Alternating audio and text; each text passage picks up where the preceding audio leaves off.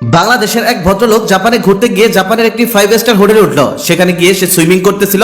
যখন সে সুইমিং করতেছিল তখন ওই সুইমিং পুলে আর কোনো ব্যক্তি ছিল না। একা একাই সুইমিং পুলে সাঁতার কাটতে কাটতে ওই লোকটার মাথায় একটা দুষ্টু বুদ্ধি আসলো। সে মনে মনে ভাবলো, জাপানের একটি 5 স্টার হোটেলের সুইমিং পুলে যদি মূত্র বিসর্জন করে যেতে পারি, তাহলে বাকি জাপানিজরা আমার মূত্র দিয়ে গোসল করবে। এটা তো মজার একটা ব্যাপার। মজা পাওয়ার জন্য সে সুইমিং শেষ করে উঠে আসার আগ মুহূর্তে মূত্র বিসর্জন করে দিল। কিন্তু প্রবলেম হলো, মূত্র বিসর্জন করা শেষ করতে পুরো সুইমিং পুলের পানি গোলাপি হয়ে গেল এবং অ্যালার্ম বেজে উঠলো। অ্যালার্ম শুনেই হোটেলের স্টাফরা দৌড়ে এসে লোকটিকে সুইমিং পুল থেকে তুলে ফেললো, কারণ এখন ওই সুইমিং পুলের পুরো পানি আবার পরিবর্তন করে নতুন পানি দিতে হবে। ঘটনার 10 মিনিটের মধ্যেই ওই বাঙালি লোকটাকে হোটেলের রিসেপশনে ডাকা হলো এবং তাকে সেখান থেকে পাসপোর্টটি হাতে ধরিয়ে দিয়ে সেখান থেকে বিদায় করে দেওয়া হলো। বাঙালি লোকটা তখন মনে মনে ভাবলো, আমি সম্মানিত টুরিস্ট, আমার প্রচুর টাকা পয়সা, এই হোটেলে থাকতে দেয়নি তা কি হয়েছে, আমি অন্য হোটেলে গিয়ে থাকবো, টাকা থাকলে হোটেলের অভাব নাকি। তবে এখান থেকেই মূল ঘটনা শুরু। লোকটা আগে আশেপাশের 5 স্টার হোটেলগুলোতে ওঠার চেষ্টা করলো, কিন্তু মজার ব্যাপার হলো, যেই হোটেলে তিনি ওঠার চেষ্টা করেন সেই হোটেলের রিসেপশনে তার পাসপোর্টের দিকে কিছুক্ষণ তাকিয়ে থেকে বলে, আচ্ছা আপনি কি সেই লোক যে লোক সুইমিং পুলে হিসু করে পুরো সুইমিং পুলের পানি নোংরা করে দিয়েছিল এবং সেই হোটেল থেকে রীতিমতো অপমান করে আপনাকে বের করে দিয়েছে?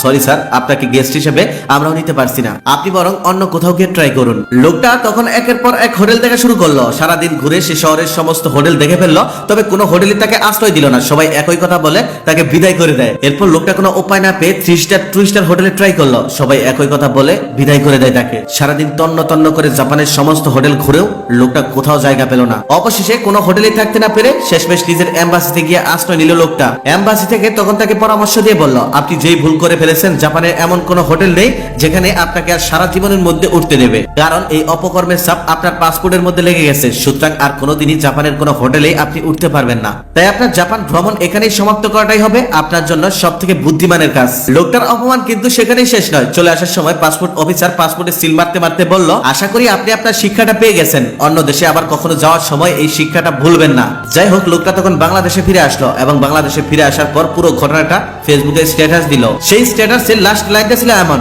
পুরো জাপান জেনে গিয়েছিল যে আমি একটি হোটেলের সুইমিং পুলে হিসু করেছিলাম। এদিকে আমাদের দেশ থেকে কারা আমাদের মিলিয়ন বিলিয়ন টাকা চুরি করে নিয়ে অন্য দেশে গিয়ে টাকার সাম্রাজ্য গড়ছে, আমাদের ব্যাংক খালি করে ফেলছে, সেটা আমাদের সরকার পর্যন্ত খুঁজে বের করতে পারে না। তাহলে আমাদের দেশ উন্নতি হবে কি করে? আমি সেদিন অপমানিত হওয়ার থেকে হতবাক হয়েছিলাম বেশি, কারণ একটু ফাজলামি করে পানি নিচে একটু হিসু করেছিলাম। এমনকি ওই সময় ওই সুইমিং পুলের আশেপাশেও কেউ ছিল না। তারপরে ওই ছোট্ট বিষয়টি জাপানের সমস্ত হোটেল ম্যানেজমেন্ট জেনে গিয়েছিল। শুধু তাই নয়, আমার পাসপোর্টেও আমি যে সুইমিং পুলে শিশু করেছিলাম তার জন্য একটি সিল মেরে দেয়, যার কারণে সেদিন আমি সমস্ত জাপানে তন্ন তন্ন করে খুঁজেও একটি রাত থাকার মতো কোনো হোটেল খুঁজে পাইনি। এবার একটু ভেবে দেখুন, যে দেশের একটি সুইমিং পুলে একটু শিশু করলে সেই দেশের কোনো হোটেলে একটি রাত থাকা যায় না, তাহলে সেই দেশে দুর্নীতি থাকবে কি করে? শুধু জাপানেই নয়, যারা প্রবাসী থাকেন তারা ভালো বলতে পারবেন, পৃথিবীর বেশিরভাগ দেশেই দুর্নীতি করে কোনো পার পাওয়া যায় না। এই জন্যই প্রবাসীরা বাংলাদেশ এয়ারপোর্টে এসে এয়ারপোর্টের দুর্নীতি দেখে আফসোস করতে করতে বাড়ির দিকে যায়। এদিকে আবার আমাদের দেশের বড় বড় রাজনীতিবিদ ও তাদের চেলাদেরও ইউরোপ আমেরিকাতে বাড়ি থাকে। শুধু তাই নয়, সেগুলো আবার এক একটা রাজবাড়ির মতোই।